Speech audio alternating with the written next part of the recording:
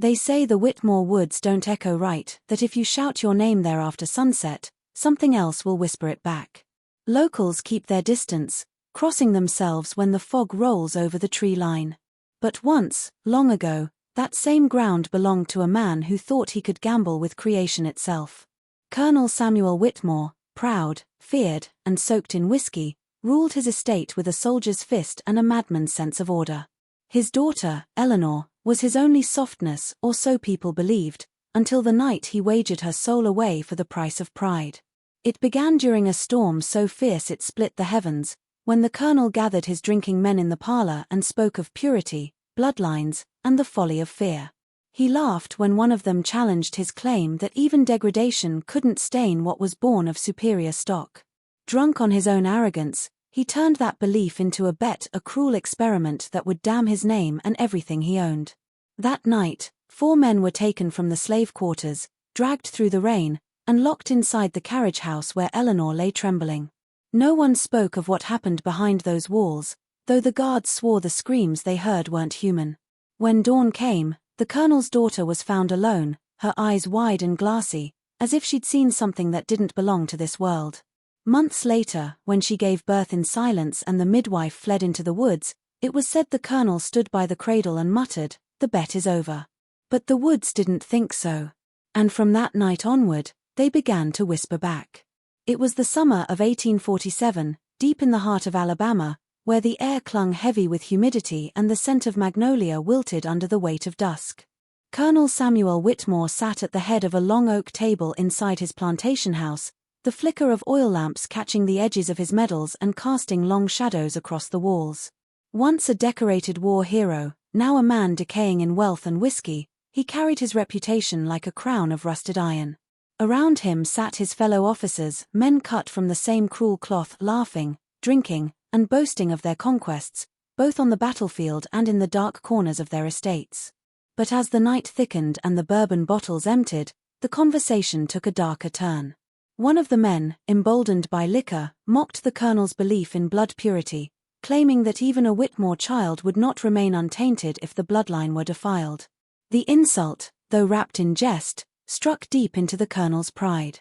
He slammed his glass down, his eyes narrowing to a predator's gleam. Pride was the one thing he guarded more fiercely than his land. His plantation, his slaves, his daughter, all were trophies of legacy, proof that the Whitmore name stood above reproach. To challenge that was to ignite something dangerous in him. A silence fell over the room, broken only by the thunder outside. Then, with a voice low and venomous, he made his declaration.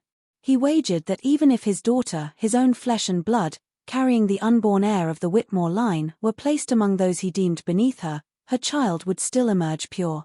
It was not spoken as a father's madness but as a twisted experiment of arrogance, a statement of ownership over both his daughter's body and the men he enslaved. The other officers laughed, thinking it the bourbon talking, but the colonel's stare told them otherwise.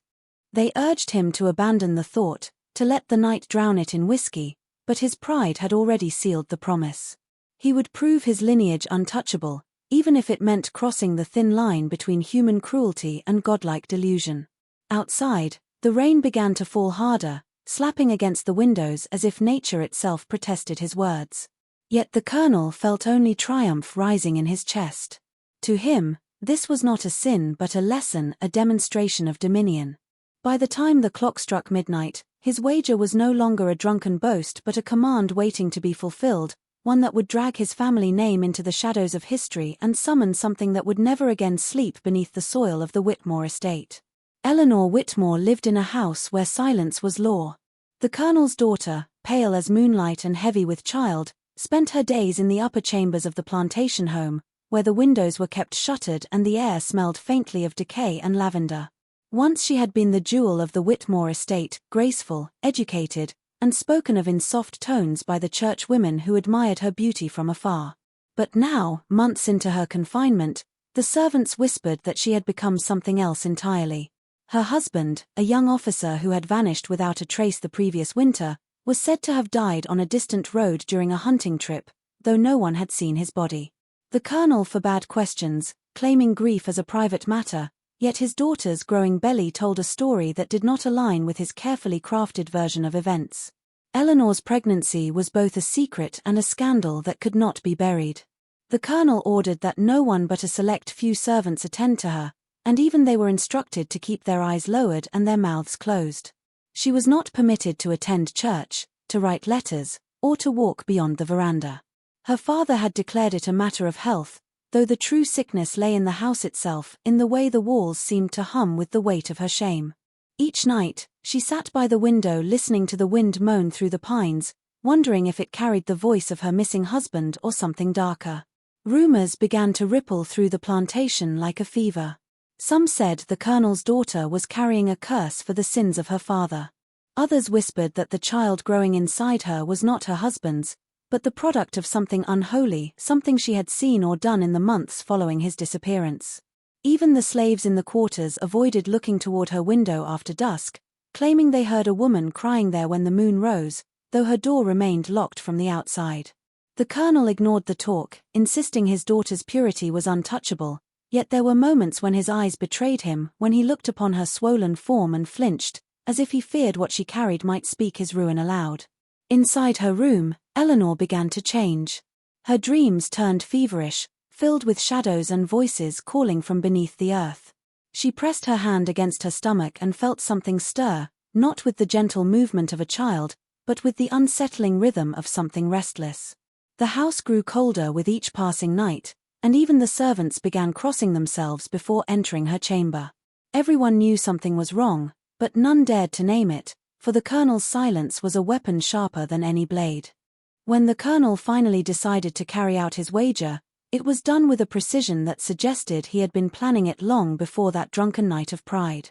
He waited until the moon waned low and the air turned thick with the scent of oncoming rain, a night when no one would dare venture past the fields. The selection of the 4 men was not random. Each was chosen for reasons that only made sense in the dark logic of the colonel's mind. The first, named Isaac, was strong and silent, a field hand known for his obedience. The second, Josiah, was feared among the slaves for his temper but respected for his unbreakable will. The third, Daniel, was a quiet man with eyes that never met another's, and the fourth, Elijah, was a young boy barely grown, whose loyalty to the colonel bordered on fear. Together, they represented the strength, spirit, and silence that the colonel demanded from those he owned. He gathered them in the yard after sundown, standing before them with the cold authority of a man who believed himself untouchable. The men did not know what awaited them. They were told only that their compliance would be rewarded and their refusal punished beyond imagination. Behind them, the great house loomed like a shadowed beast, its windows glowing faintly from the flicker of lamps inside. The colonel's voice carried over the hum of cicadas and the distant rumble of thunder. He spoke of obedience, of loyalty, and of a night's work that would test their worth. None dared to question him. As the clock struck 9, the carriage house at the edge of the property was unlocked. It had once been a stable, but now it stood empty and cold, its wooden walls thick with the smell of damp earth. The men were ordered inside, and the heavy doors were bolted behind them. Inside, Eleanor Whitmore sat bound by circumstance and fear, her face pale and eyes hollow, clutching her swollen belly as the sound of footsteps approached. Outside, 2 guards stood watch, forbidden to speak or look inside, while the colonel returned to the house to wait out the storm with a bottle of bourbon and the weight of his arrogance. What happened in that carriage house would never be fully told. The thunder drowned out the screams, and the rain washed away the footprints by morning. The guards swore they saw lights flickering through the cracks in the wood, strange shapes moving within, but when the doors were opened at dawn, only Eleanor remained, trembling and stained with tears, while the 4 men who had entered were gone, vanished as if the night had swallowed them whole. The night of the colonel's bet arrived like a curse carried on the wind. The air was thick with the heaviness that comes before a storm, and the sky churned in shades of grey and green, as if nature itself recoiled from what was about to unfold. Rain began to fall in slow, heavy drops, pattering against the roofs of the Whitmore estate, while thunder rolled through the hills like the growl of something ancient and restless. Inside the big house, the colonel paced before the fire, his reflection dancing in the whiskey glass he held too tightly. His face was hard, unreadable, and his eyes carried the wild gleam of a man convinced that power made him untouchable. To him, This night was not horror, it was proof. He believed that by sunrise, he would have silenced every whisper that dared question his name. Outside, the storm grew violent, tearing branches from the cypress trees that bordered the fields. The slaves in their quarters whispered prayers and refused to look toward the carriage house, where a single lantern flickered through the downpour. The guards stationed at its doors huddled beneath their coats, uneasy, pretending not to hear the sounds that filtered through the cracks in the wood. At first, it was only weeping, a woman's soft, trembling voice, but soon came deeper sounds, low murmurs, gasps, and then something else, something that did not sound like any human cry they had ever heard. The rain drowned much of it, but occasionally, between claps of thunder, the sound pierced through, the kind of sound that made the hair rise on the back of the neck. In the main house, the colonel sat in his chair and listened to the storm.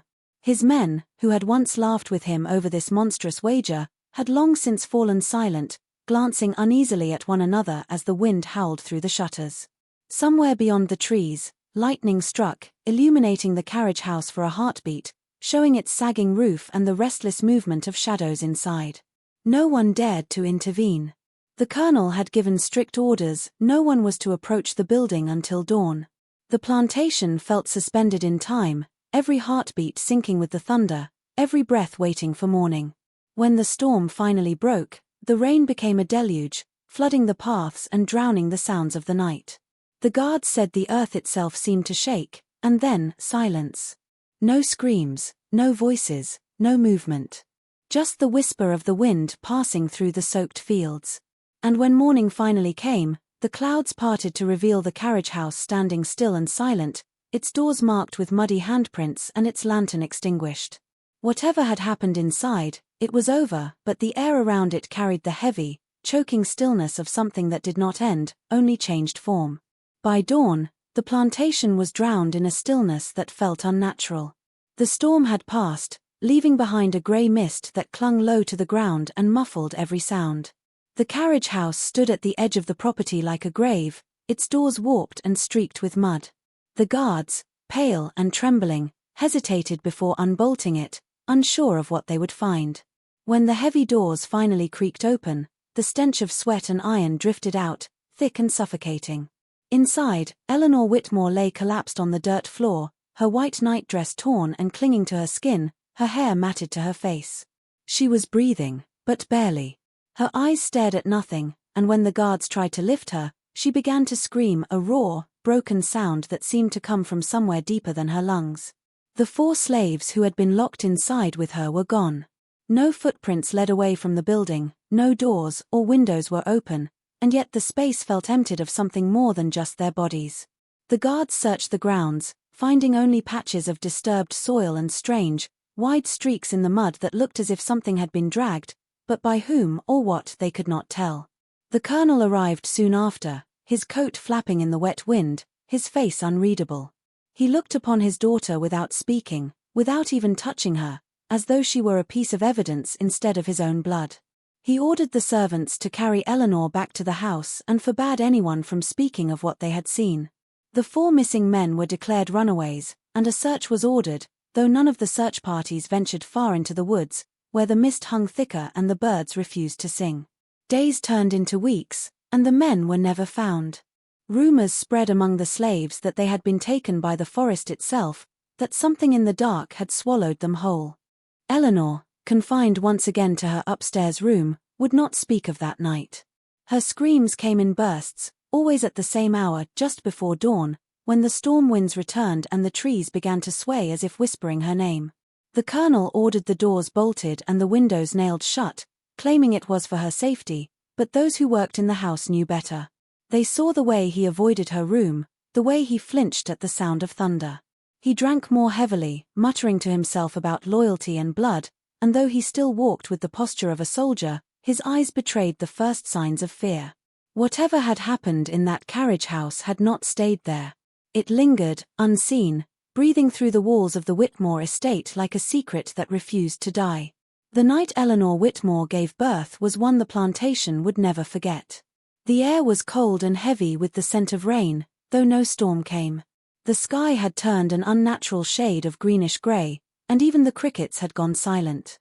Inside the great house, every candle burned low, their flames shivering as if touched by a hidden draught. The colonel had ordered that no doctor be summoned, only the midwife, an old woman from the slave quarters named Miriam, who had delivered most of the plantation's children.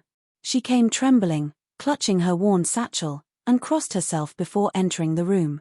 Eleanor's screams echoed through the halls like something unholy, and the servants whispered that the house itself seemed to tremble with each cry.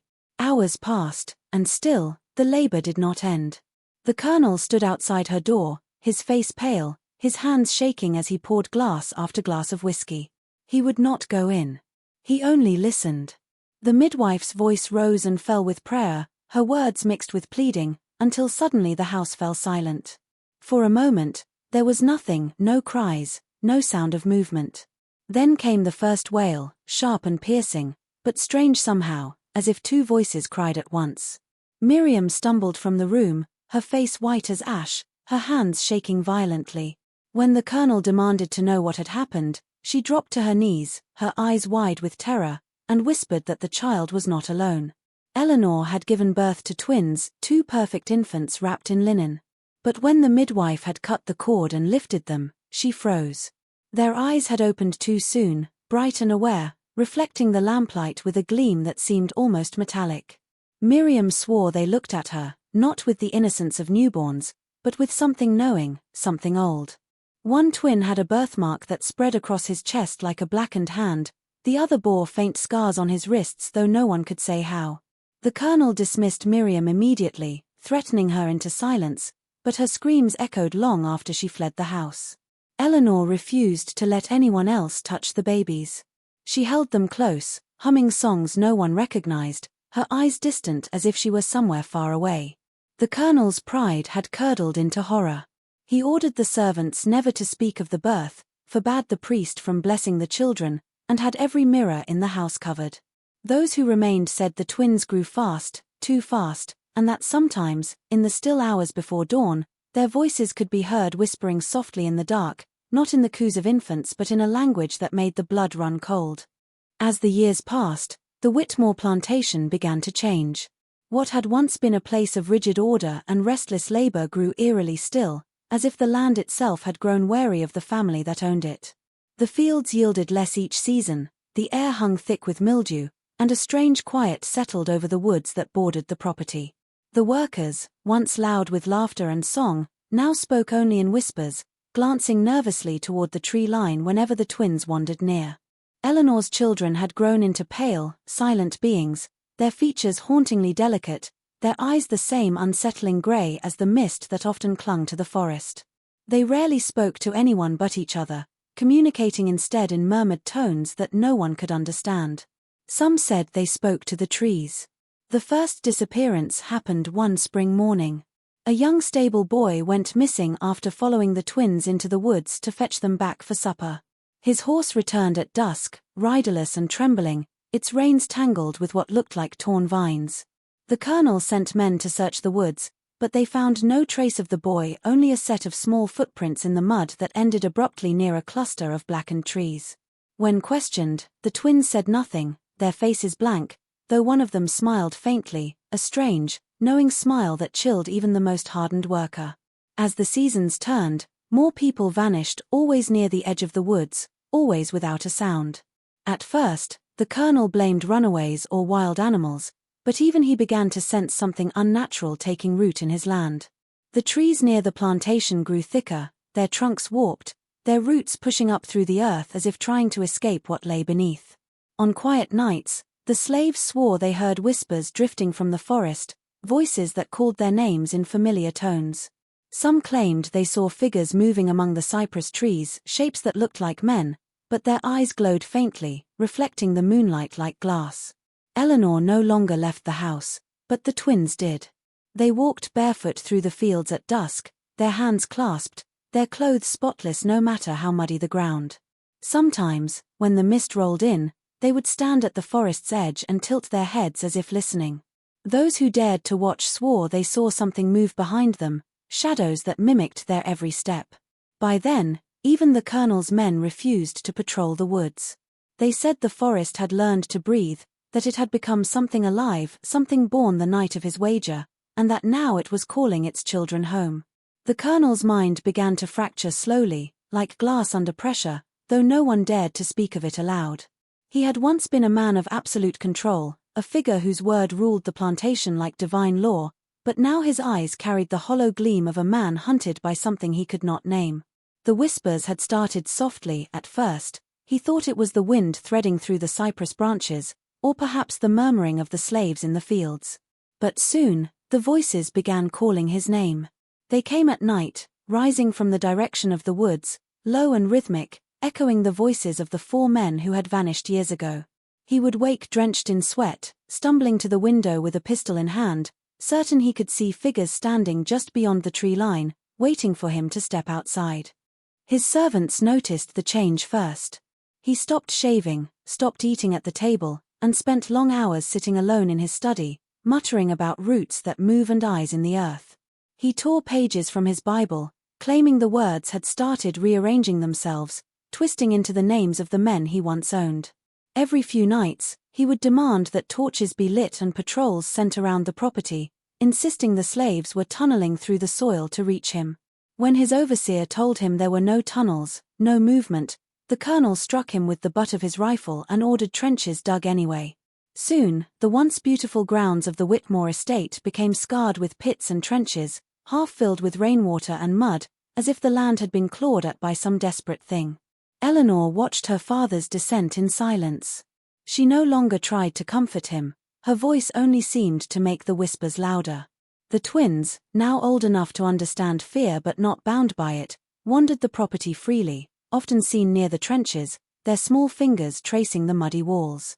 One evening, the Colonel found them kneeling at the edge of one pit, murmuring to the ground as if it could hear. When he shouted at them to stop, they only turned to look at him with that same strange calm that had haunted him for years, and he swore he saw movement beneath the soil where they knelt, something shifting just below the surface. By then, his men had started to abandon the estate. They said the Colonel's madness had infected the land, that the forest had begun to reclaim the house, inch by inch. But he would not leave. He walked the halls at night with a lantern and rifle, muttering that they were coming back through the roots, that the ground itself was opening to deliver his punishment. The Whitmore estate, once proud and grand, now sat surrounded by trenches like a fortress built against the dead. The fire began on a night when the wind refused to settle and the sky burned with a red haze, as if warning of what was to come. The Colonel had been awake for days, pacing the corridors with his lantern, his boots tracking mud and the scent of kerosene through every hallway. He claimed he had heard digging beneath the floorboards, whispers rising through the cracks, voices that called his name and wept for vengeance. His servants had long since fled, and only Eleanor and her children remained in the decaying house, their faces pale in the candlelight. The Colonel's madness had reached its breaking point. He boarded up windows, hammered crosses into the walls, and poured oil around the doorframes, muttering that the fire would purify what the earth refused to bury. That evening, Eleanor found him in the dining room surrounded by his medals and half-empty bottles. The twins stood in the doorway, watching as he tore pages from the family Bible and tossed them into the flames of the fireplace.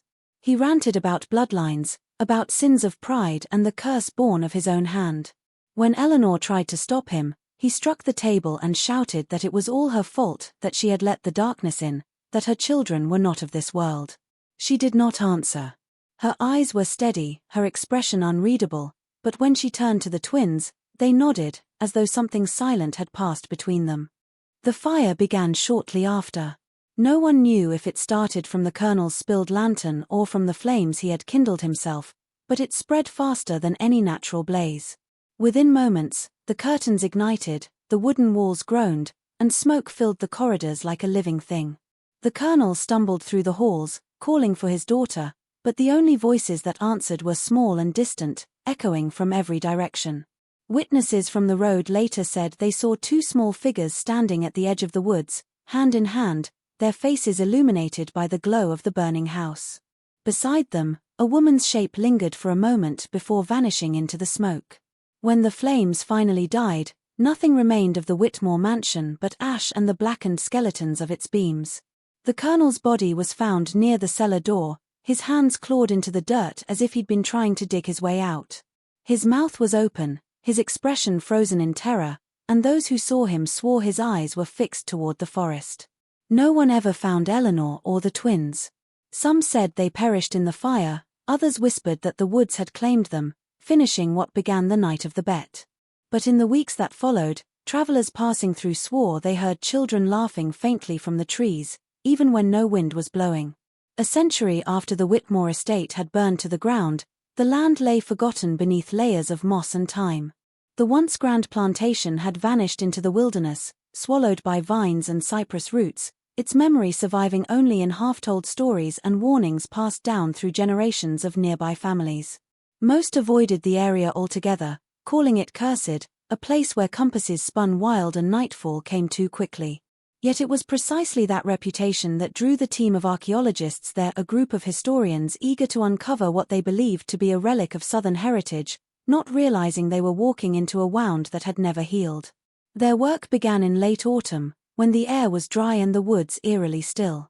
The ground was hard, and the first few days yielded little beyond charred fragments of brick and rusted nails. But then, while clearing an area near what they assumed had been the main house, one of them struck something solid beneath the soil. It wasn't stone. When they brushed away the dirt, the outline of bones began to emerge, first one, then another, until the pattern revealed not a single grave, but a circle. Four skeletons knelt facing inward, their hands pressed into the ground as though in prayer or penance. Their skulls were tilted toward the center, where two smaller graves rested side by side. The team fell silent, the forest suddenly feeling too close, the air too heavy to breathe. The bones were old, blackened with time, yet still strangely intact. The archaeologists marked the site and began documenting, but unease lingered. One of them noted that the surrounding trees grew in a perfect ring around the graves, their roots intertwined as if protecting what lay beneath. When they uncovered the smaller graves, they found something that made even the most skeptical among them recoil. In one, the remains of an infant, its tiny bones wrapped in decayed linen. In the other, only fragments, twisted and burned, as though whatever had been buried there had resisted the soil itself. And between them, half buried in the dirt, was a small rusted pendant. Its chain had fused with age, but the engraving was still visible, *E.W. That night, the campfire burned lower than usual, and no one spoke much. The forest, which had seemed silent before, now creaked and whispered with each gust of wind. One archaeologist claimed he saw movement beyond the trees, shapes shifting in the mist, too tall and too still to be tricks of the light. Another said he heard laughter, faint and distant, like children playing in the dark. By morning, the team packed their tools and left without finishing the dig. When locals returned weeks later, the site was empty, the graves filled in again, the trees untouched. It was as though the earth had decided what stories were meant to stay buried.